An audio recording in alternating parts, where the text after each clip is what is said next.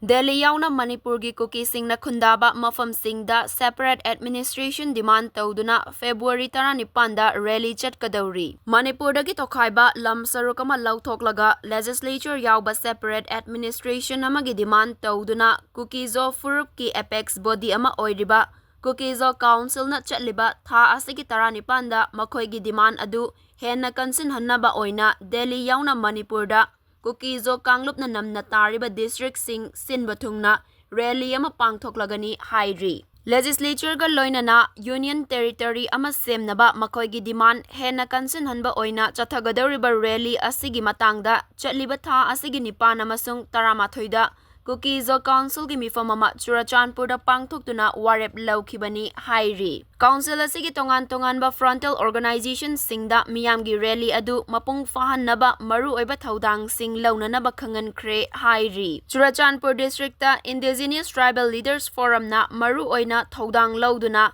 rally adu mapung fahannaba thabak thoram sing mifamaduna sinakhre hairi. Kangpokpi district ta Committee on Tribal Unity Kotu amasung Kuki in Peace Other Hills na thodang laugani hairi. Matawasumna Fairzol amasung Ziribam district singda Indigenous Tribes Advocacy Committee Kuki in Peace Ziribam amasung Mari Lainaba body singna thodang laugani. Tengnoupal district ta Hill Tribal Council, Chandel district ta Kuki in Peace Chandel amasung Kuki Chief Association aduga Delhi amasung NCR dana KSO Delhi and NCR amasung Kukizo Women's Forum Delhi hairiba loop sing asina maru oiba thodang lauduna rally mapung fahanaba warep laukhibani hairi. Kukizo ga mari lainaba isu sing parliament pukhatuna khanagadabani legislature yauba union territory ama oina separate administration pigadabani. Solution puraktrabadi santi leiroi political solution puraktringay chairakta border fencing tauba yaroi. Birengi audio tape leak oirakhiba adugi matangda justice fangalu haiba maru oiba demand sing asigaloinana rally adu chathagadabani hairi.